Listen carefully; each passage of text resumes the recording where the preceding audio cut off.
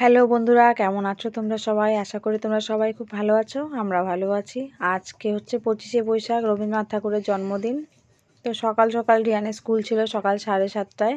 তো তাড়াতাড়ি চলে এসেছে 9:30টায়। তারপরে রিহানের বাবা বললো আজকে বাড়ি থেকে ঘুরে আসতে। তো সেই কথা মতো রেডি হয়ে গেছি। আর এখন বাজছে ঘড়িতে 1:45 মতন। তো বাড়ি থেকে বেরিয়ে গেছি। আর এখন এই যে হাই রোডের ওপর দিয়ে যাচ্ছি, রাস্তার মাঝখানে ফুল গাছগুলো দেখতে এত ভালো লাগছিল, ফুল ফুটে আছে মাঝে মাঝে, খুব ভালো লাগছিল। আর এই দেখো, এটা হচ্ছে আমাদের স্কুলের সামনে, রাস্তার ওই পারে আর কি স্কুল, মজিদখানা হাই স্কুল, যে স্কুলে আমি পড়েছি আর কি ক্লাস 12 পর্যন্ত। আর এই রাস্তা দিয়ে গেলে পরে এখন তো অনেক কথাই মনে পড়ছে, ছোটোবেলার কথা, স্কুলে আসা। আর এখন তারপর থেকে বেশি আরও যেরকম বাড়িতে আসতাম, একটা অন্যরকম আনন্দ অনুভূতি থাকতো, যেটা এখন অন্যরকম হয়ে গেছে সবটাই। তো চলে এসেছি আমাদের গ্রামের রাস্তায়, ঢুকে পড়েছি এখন আমাদের বাড়ির রাস্তা যেটা আর কি।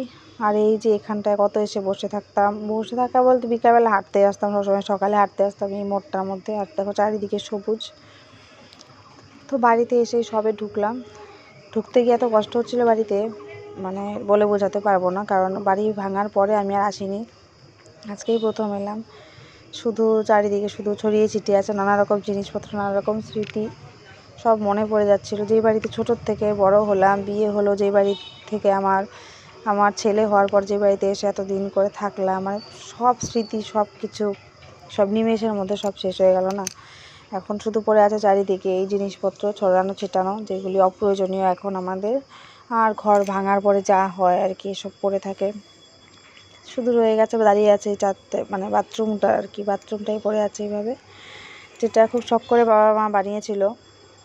তো ভাবতে তো পারিনি যেরকমটা কিছু হয়ে যাবে। দাদা তখন সুস্থ ছিল, সবই ঠিক ছিল, কিন্তু সব কিছু যেরকমভাবে সব শেষ হয়ে যাবে তা আমাদের ধারণার বাইরে সবটাই। আমরা কোনোদিনও ভাবতে পারিনি যে এই বাড়িটা এরকম হবে, যে এই বাড়িতে সব সময় আলো ঝলমল করতো।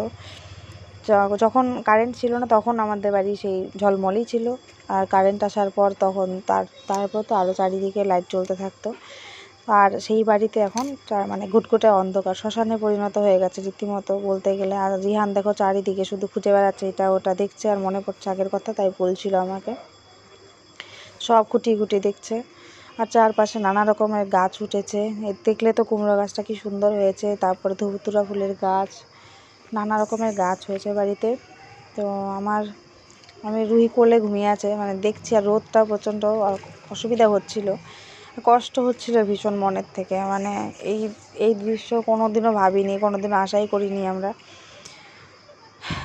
তো দেখো কত টমেটোর চারা উঠেছে এখানে, জানি না কাকি বললো, কাকি নাকি বীজ ফেলেছিল এখানে, হয়তো হতে পারে, তার জন্য এত হয়েছে।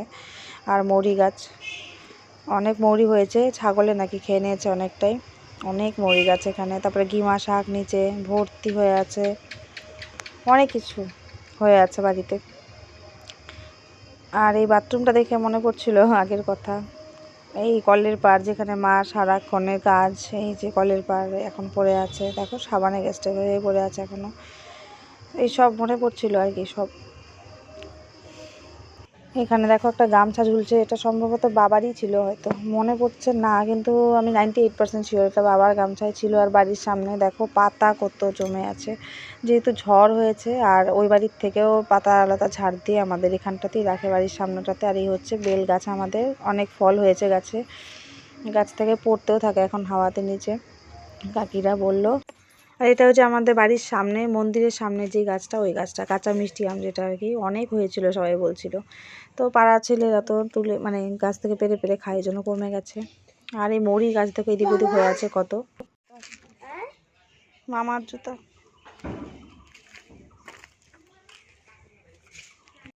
আগে এই আমের সিজন যখনই আসতো, এই গাছগুলিতে যখন থেকে আম হওয়া শুরু করেছে তখন থেকে মা বাবা দুজনে, আমার বিয়ে হয়ে গেছিলো যেহেতু, তো ফোন করে বলতো আসার জন্য, বাবা আম পাঠিয়েও দিত না আসলে পরে, জাম খেয়ে আমগুলো খুব ভালো। আর এই গাছের আমটা মার খুব প্রিয় ছিল। আর এটা তো যে বাড়ির সামনে যেটা, এটা হচ্ছে কাঁচা মিষ্টি আম, তো ওই যে পেরে দিচ্ছে এখন, যতটুকু পারি নিয়ে যাবো বাড়িতে, দিদিকেও দেবো। তো এখন মনে পড়ে সব কথাই, সেই জন্যই ভাবলাম না নিয়েই যাই, আগে বাবা মা দিত, এখন আমি এসছি তো নিয়েই যাব না, তাই যতটুকু পারি নিয়ে যাই। আর বাড়ির পেছনে গাছে এঁচড় হয়েছে, তো দেখলাম তো নিয়ে যাবার। এখানে দেখো কামরাঙা হয়ে আছে ছোট ছোট, আর পাখি খেয়ে নিয়েছে আর কি। আর হনুমান নাকি আসে এখন, তো হনুমান এসে কামরাঙ্গা বড় বড় যা থাকে না সব খেয়ে নিয়ে চলে যায়। তো ছোট ছোট হয়ে আছে আর ফুল ধরেছে নতুন এখন আবার। আর এই হচ্ছে লেবু গাছটা আমাদের বাড়ির পেছনের। তো কাকির ঘরে এসে একটু ভাত খেয়ে নিলাম। বাড়ি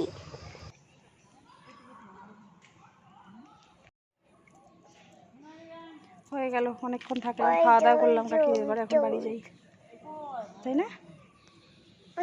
যাবো বাড়ি যাবো। আসবা? এই যে উঠলাম।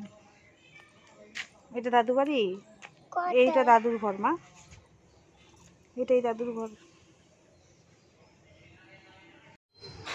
তো এখন বাড়ি যাওয়ার পালা, চলে যাচ্ছি। মোটামুটি 5টা বেজে গেছে, 4:45 বাজে। তো বাড়ি যাচ্ছি, ওই যে কাকিরা সবাই দাঁড়িয়ে আছে।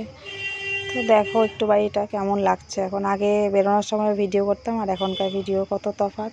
তো বাড়ি চলে যাচ্ছি এখন। রুহি তো কিছু বুঝতে পারছে না, খুঁজছিল যে দাদু কোথায়, 1-2বার বলছিল। আর হচ্ছে ঘরটাও খুঁজে পাচ্ছিল না, ও ঠিক বুঝতে পারেনি ব্যাপারটা অতটা। আর ও তো ঘুমিয়েছিল, তো আমি যত মানে কোলের মধ্যে ছিল, তারপরে শুয়ে রেখে এসছে অনেকক্ষণ, ঘোরাঘুরি করেছি, তখনও ঘুমিয়েছিল, তো ও বুঝতে পারেনি। রিহান যেটা ফিল করে বুঝতে পারে। তো চলো, অনেক কিছু শেয়ার করলাম তোমাদের সঙ্গে, প্লাস আমিও কিছুটা স্মৃতি নিজের কাছে রেখে দিলাম। তো এখানে এন্ড করছি আজকে ভিডিও।